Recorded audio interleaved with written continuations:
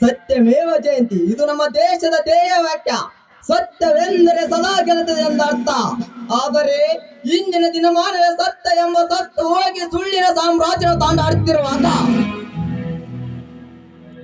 ಅನ್ಯಾಯಕ್ಕೆ ಕೈ ಜೋಡಿಸಿದರೆ ನ್ಯಾಯದ ಪರ ನಿಂತರೆ ಕೊಲೆ. ಇಷ್ಟು ದಿನ ಈ ಊರಲ್ಲಿ ನಡೆದಿತ್ತು. ಈ ಸ್ಟೇಷನ್ ನಲ್ಲಿ ದಾಖಲೆ ಕೇಸನ್ನು ಸುಟ್ಟುಗಾಯಿಸಿದಾಗ ಎರಡು ಅಂಶ ಹೆಚ್ಚಾಗಿವೆ. ಒಂದು ಅಧಿಕಾರಿ ಹತ್ಯ, ಇನ್ನೊಂದು 20 ರಿಂದ 30 ವಯಸ್ಸಿನ ಬಡ ಹೆಣ್ಣು ಮಗಳ ಕಿಡ್ನಾಪ್ ಕೇಸ್ ನಡೆದಿತ್ತು. ಆ ಕಿಡ್ನಾಪ್ ಸರಗಳಲ್ಲಿ ಪತ್ತೆ ಹಚ್ಚಿ ಹೋಗಿದ್ದ ನಮ್ಮ ಅಧಿಕಾರಿಗಳು ಅಂತ್ಯ ಮಾಡಿದರು. ಯಾರು ಎಂಬುದು ಒಂದು ತಿಳಿತಾ ಇಲ್ಲ. ಆ ಕಿಡ್ನಾಪ್ ಆದ ಹೆಣ್ಣು ಮಕ್ಕಳು ಎಲ್ಲಿದ್ದಾರೋ ಅದರಿಂದ ಒಂದು ಬಲಿಷ್ಠವಾದ ಗ್ಯಾಂಗ್ ಇದೆ. ಸತ್ಯವನ್ನು ತಿಳಿಯಕ ಸಮಯ ಬೇಕು. ಕಾನ್ಸ್ಟೇಬಲ್, ಯಾವ ಕಾರಣಕ್ಕೂ ಬಾಯಿ ಬಿಡನೆಂದು ವಿಚಾರ ಮಾಡಿದ್ಯಾ? ನೆಕ್ಸ್ಟ್ ಮಾಡು, ನಾ ಬಾಯಿ ಬಿಡಿಸುತ್ತೇನೆ.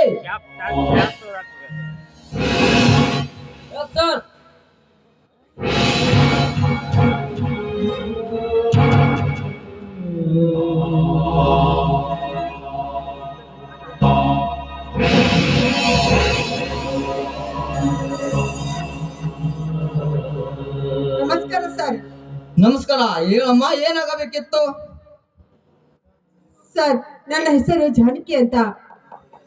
ನೀವು ಆಗ್ಲೇ ಅರೆಸ್ಟ್ ಮಾಡಿಕೊಂಡು ಬಂದಿರಲ್ಲ, ಅವರ ಧರ್ಮ ಪತ್ನಿ ನಾನು. ಓ, ತನ್ನ ಸ್ವಂತ ತಂಗಿಯನ್ನು ಕೊಂದ ಕೊಲೆಗಾರತೆ ಧರ್ಮ ಪತ್ನಿ? ಇಲ್ಲ ಸರ್, ಇಲ್ಲ. ನಮ್ಮ ಯಜಮಾನರು ಕೊಲೆ ಮಾಡುವವರಲ್ಲ. ಅದು ಅಲ್ಲದೆ ತಮ್ಮ ಸ್ವಂತ ತಂಗಿಯನ್ನು ಅವರು ಏಕೆ ಕೊಲೆ ಮಾಡುತ್ತಾರೆ? ದಯವಿಟ್ಟು ನಿಮ್ಮ ಕೈ ಮುಗಿದು ಕೇಳ್ತಾ ಇದ್ದೀನಿ, ಅವರನ್ನು ಬಿಟ್ಟು ಬಿಡಿ ಅಂತ. ನೋಡಿ, ಹಾಗೆಲ್ಲ ಬಿಡಕ್ ಆಗೋದಿಲ್ಲ. ಕೊಲೆ ಮಾಡಿದ ಅನ್ನೋದಕ್ಕೆ ನಮಗೆ ಪ್ರತ್ಯಕ್ಷ ಸಾಕ್ಷಿ ಇದ್ದಾರೆ ಇವರೇ. ಅದಕ್ಕೆ ಅಂದಿಗೆ ಹೇಳುತ್ತಾರೆ ಇವರು ಕೊಲೆ ಮಾಡಿಲ್ಲ ಅಂತ. ಇಲ್ಲ ಸರ್, ನಾನು ನಿಜವನ್ನೇ ಹೇಳುತ್ತೇನೆ.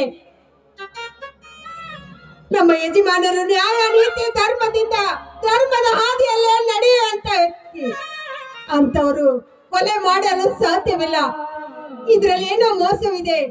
ಯಾರ್ದೋ ಕೈವಾಡವಿದೆ ಸರ್, ಯಾರ್ದೋ ಕೈವಾಡವಿದೆ. ನೋಡಿ, ನೀವೇನಾದ್ರೂ ಹೇಳಬೇಕಾದ್ರೆ ಕೋರ್ಟಿನಲ್ಲಿ ನಾವೇನು ಮಾಡಕ್ಕಿಲ್ಲ. ಪ್ಲೀಸ್ ಇಲ್ಲಿಂದ ಹೊರಟು ಹೋಗಿ.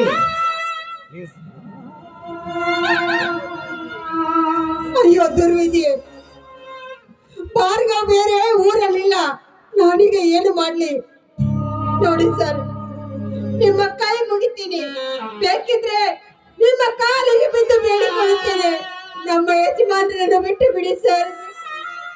ನೋಡಿ, ಪದೇ ಪದೇ ಕಾಡಬೇಡಿ. ನಿಮ್ಮ ಗಂಡನನ್ನು ಬಿಡಿಸಿಕೊಂಡು ಹೋಗಬೇಕಾದರೆ ನಿಮ್ಮ ಜಾಮೀನನ್ನು ತೆಗೆದುಕೊಂಡ ಆಮೇಲೆ ನಾನು ಬಿಡುತ್ತೇನೆ.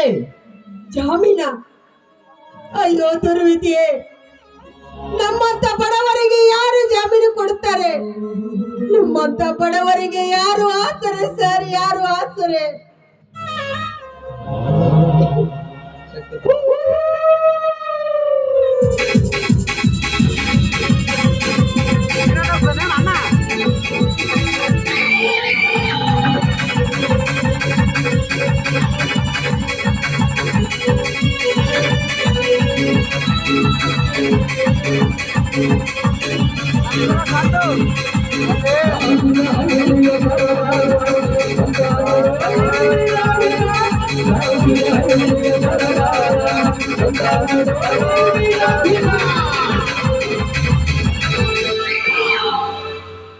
ನಮ್ಮ ಕ್ಷೇತ್ರದ ನೂತನ ಅಧಿಕಾರಿಗಳಾದ ವರದವರಿಗೆ ವಂದನೆಗಳು.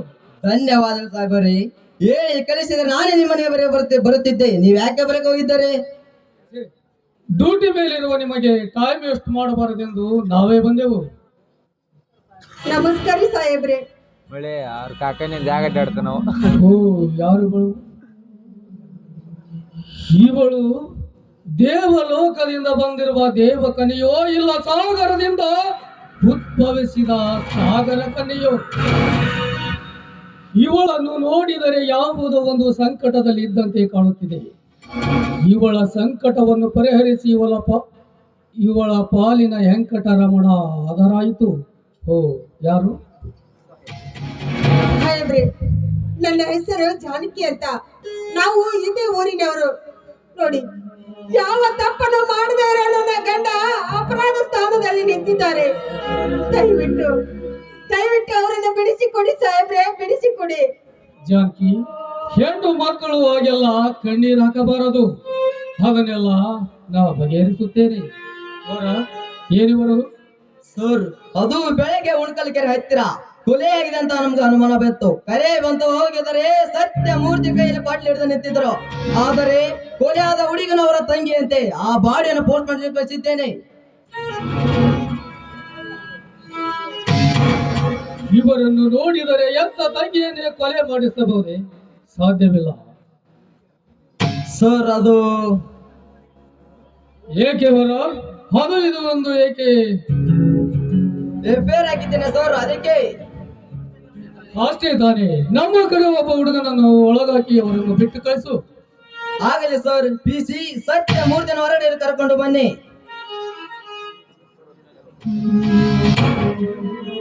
MLA ಸಾಹೇಬರಿಗೆ ನಿಮ್ಮಿಂದ ತುಂಬಾ ಉಪಕಾರ ಆಯ್ತು.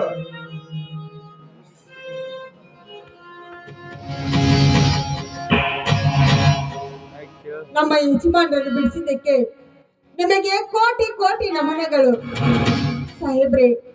ಹಾಗೆ ನನ್ನ ನಾದನಿ ಸಾವಿಗಂತೂ ನ್ಯಾಯ ಕೊಡಿಸಿ ಸಾಹೇಬ್ರೆ, ನ್ಯಾಯ ಕೊಡಿಸಿ. ಆಯ್ತು, ನಾನು ಇನ್ಸ್ಪೆಕ್ಟರ್ ಹತ್ರ ಮಾತನಾಡುತ್ತೇನೆ. ಹಾಗೆ ಆಗಲಿ ಸ್ವಾಮಿ. ಹಾಗಾದ್ರೆ ನಾವು ಇನ್ನು ಬರುತ್ತೇವೆ.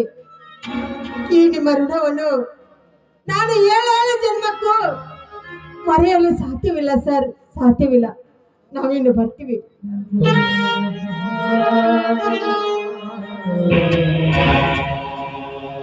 ಮಂಚ ನೋಡಿ ಜಾನಕಿ,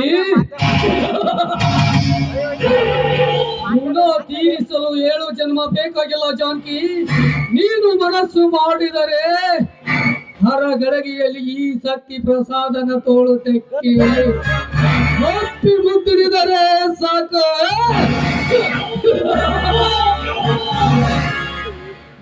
ನಿಲ್ಲಿ MLA ಅವರೇ, ಬನ್ನಿ ಗುಂಡು ಹಾಕೋಣ. ನಡೆ. Love